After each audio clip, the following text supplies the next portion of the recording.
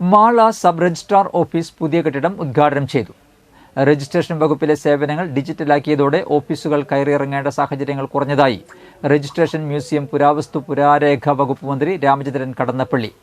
Mala sub registrar ഓഫീസിന്റെ പുതിയ കെട്ടിടം ഉദ്ഘാടനം നിർവഹിക്കുകയായിരുന്നു അദ്ദേഹം. കാലാനുസൃതമായ മാറ്റങ്ങൾ ഉൾക്കൊണ്ടുള്ള പരിഷ്കാരങ്ങൾ നടത്തേണ്ടത് അനിവാര്യമാണ്. സർക്കാർ വകുപ്പുകൾ കൂടുതൽ ആധുനികവൽക്കരിക്കുമ്പോൾ സേവനങ്ങൾ സമയബന്ധിതമായും കാര്യക്ഷമമായും ലഭ്യമാക്കാനാവും. ഇത് വകുപ്പുകളെ ജനകീയമാക്കിയതായും മന്ത്രി കൂട്ടിച്ചേർത്തു.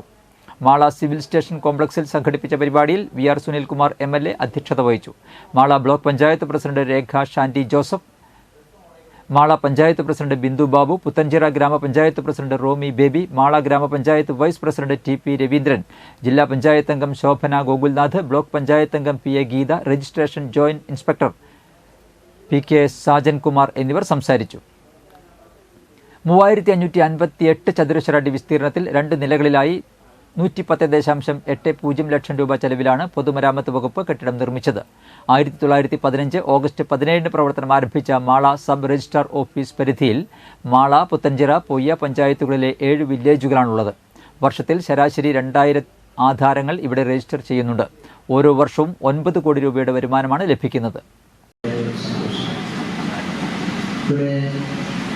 സർക്കാർ വകുപ്പുകളുടെ കാര്യത്തിൽ 1.5 നൂറ്റാണ്ടിലേറെ പാരമ്പര്യമുള്ളതാണ് ഈ രജിസ്ട്രേഷൻ വകുപ്പ്.